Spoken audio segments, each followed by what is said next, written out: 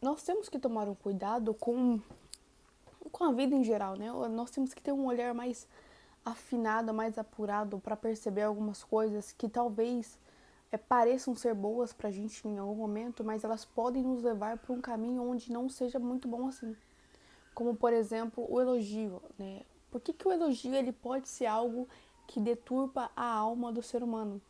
Pelo simples fato de fazer com que você olhe somente o lado bom da coisa e esqueça que não dá para crescer no elogio. Né? Como que as pessoas melhoram? Quando elas recebem um feedback, quando elas recebem um questionamento, um confrontamento, um apontamento, não, assim, não dizendo que tem a crítica construtiva, mas também não estou falando que você tem que só ouvir as coisas ruins, né? Mas você tem que ter um olhar apurado para balancear, de fato, as duas coisas, né? Não é um peso, duas medidas, né? Não, na verdade são duas coisas com medidas diferentes, onde você vai perceber que o que se adequa melhor ao seu perfil.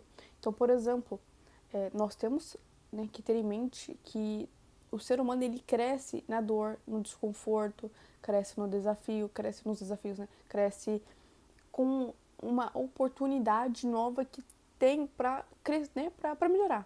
Então, se você tem uma oportunidade de melhorar, é ali que você tem que, né, se esforçar para trabalhar, para que você não confunda, né, uma vida e não aceite uma vida medíocre, onde você, né, você por si só, né, você com as suas qualidades, você com os seus defeitos, você com a sua personalidade, vive uma vida achando que a vida é só isso, média. E aí, eu acho que o que pega, né? Eu acho com muita certeza que o que pega é isso. As pessoas, elas estarem tão atentas aos prazeres, né? Recebendo elogio, né? Elas estar se camuflando, se inflando como um balão ao receber as coisas boas, que quando vem um questionamento, quando vem um momento de dificuldade, essas pessoas querem desistir. Ou talvez seja você, não sei, mas cabe aqui a reflexão. Então, não é que talvez o mundo é injusto e que você é vítima ou que as coisas estão sempre difíceis. Não, as coisas sempre foram difíceis, mas também tem a forma de como você olha para a situação.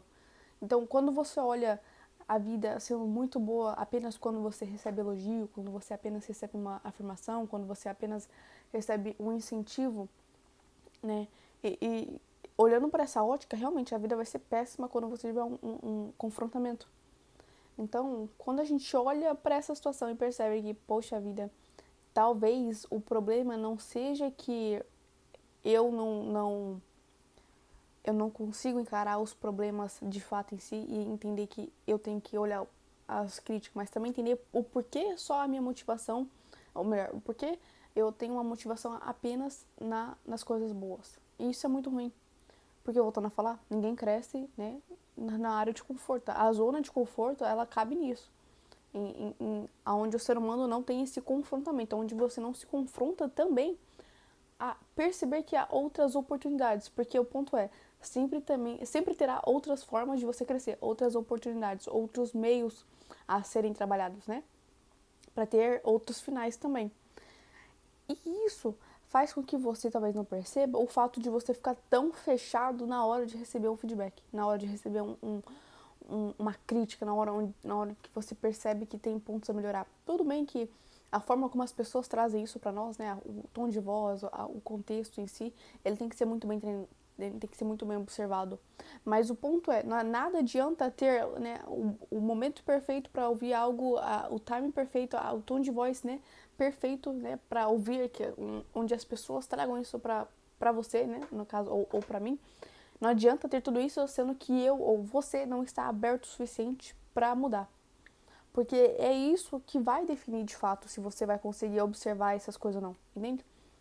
O mundo inteiro pode estar propício para te dar um feedback, te dar um questionamento, te dar uma dura, mas se você não se esforçar para receber esse fardo, né? Porque a priori pode ser um fardo, você vai ter uma visão perturbada da vida, né?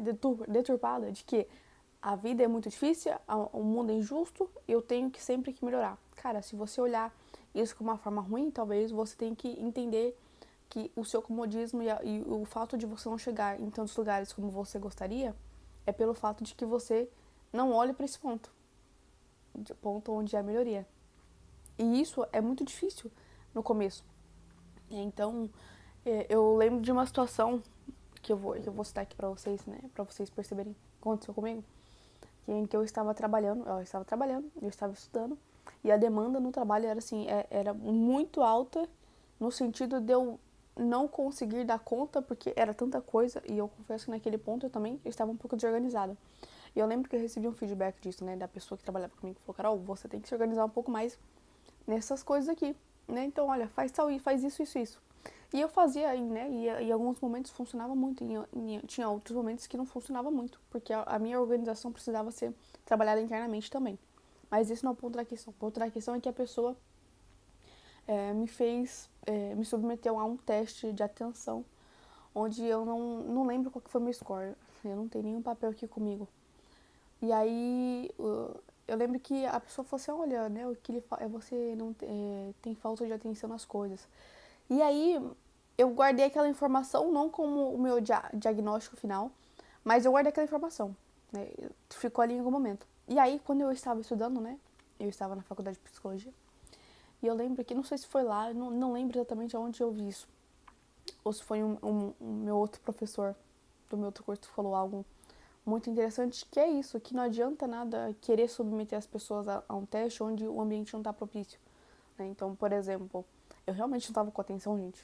Eu estava conturbada, desorganizada, tanta coisa para fazer, com estresse mental, com cansaço, com uma demanda muito grande, tendo que lidar com coisas que, para mim, de certo modo, era novo. Eu realmente, naquele momento, eu não ia conseguir ter um score bom no meu teste de atenção, entende? Então, a conclusão que eu tirei é, tudo bem, eu posso ter, naquele momento, eu posso ter tido falta de atenção, mas naquele momento, de fato, em si, eu não estava apta para fazer um teste, e eu também não posso me definir pelo que as pessoas falam sem me confrontar antes. Ou seja, eu não recebi aquele diagnóstico como o ponto final da minha história, mas eu guardei dentro de mim aquele diagnóstico como o porquê que eu tenho que aceitar isso. E esse é o ponto, né? Não é que você tem que parar de receber elogio e não aceitar elogio, mas é porque que você tem que só aceitar isso e não confrontar as outras coisas que vêm pra você, né? Então, e talvez isso seja uma forma de você procurar saber, né, questionar as pessoas e você questionar a você mesmo para saber diferenciar o que é real e o que não é real.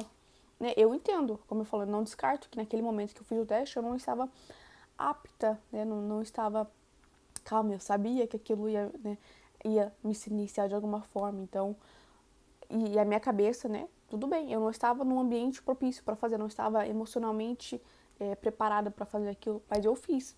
Só que eu entendi que aquele resultado não me definia, porque eu sabia desse meu contexto.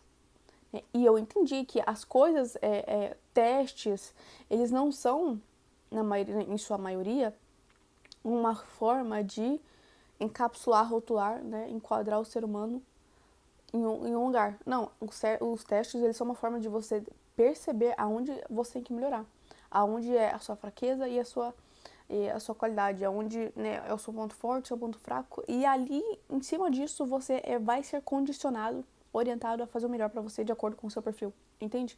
Então, quando você olha para sua vida, sabendo disso, que, opa, elogio é muito bom, mas se eu não tiver um confronto para me fazer questionar de fato se eu sou boa mesmo, eu não vou ter um parâmetro correto.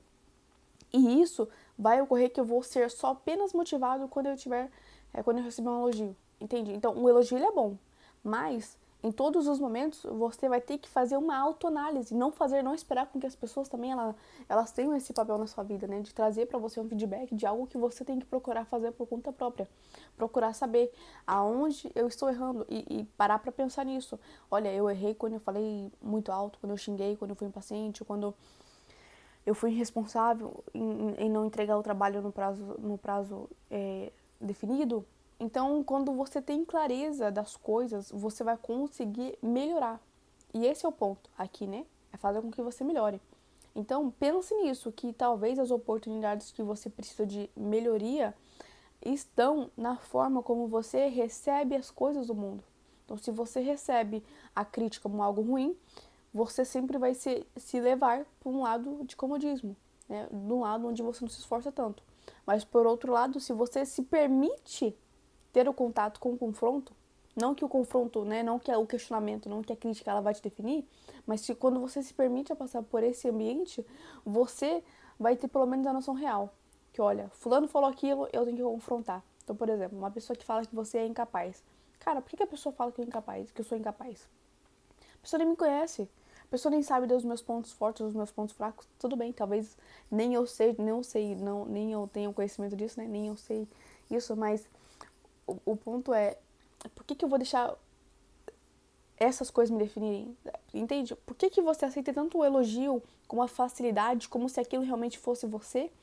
Então, quando alguém fala, né, na rua, nossa, como você é impaciente, mas a pessoa não te conhece em casa, que você é explosivo, que você não é paciente, que você não ajuda, você ajuda os outros na rua, mas não ajuda em casa? E por que você aceita o elogio com tanta facilidade e não questiona as críticas? Entende o ponto? Então, os dois, no fim do dia, os dois pontos devem ser analisados. Por que eu aceito tanto elogio? Por que eu dependo tanto disso? Qual que é a minha realidade? E aí, quando eu confronto aqui, quando eu permito que os feedbacks... O que é o feedback? Feedback é que alguém dá um retorno de algo que você fez. Então, por exemplo, você presta serviço para alguém e aí você espera que essa pessoa comente se a pessoa gostou ou não do seu produto. Eu, por exemplo, estou gravando um vídeo. Eu quero que você me dê o seu feedback aqui nos comentários. Comente o que você achou. O que você, né, se você está aprendendo alguma coisa com esses vídeos. Entende? Então, não adianta ter dois pesos e duas medidas. Dois pesos e uma medida com essa questão. Você tem que perceber isso de acordo com o seu perfil. Se você é uma pessoa que é tendenciosa a apenas se motivar e dar atenção para o que as pessoas falam quando é algo bom sobre você, um elogio, né, a pessoa amacia no seu ego, e você tem um fechamento quando as pessoas começam a apontar lugares onde você tem que trabalhar e o porquê, entende? Então é aí que você começa a olhar para você mesmo e perceber aonde deve olhar, né, ou melhor, aonde deve melhorar. E é isso. Eu fiquei com essa coisa na cabeça hoje. Desde ontem, na verdade, mas hoje eu consegui elaborar mais para gravar esse vídeo. Então, se você gostou, já deixa aqui nos comentários, me dê o feedback, né? Me siga no Instagram, @carol_macorim. E é isso.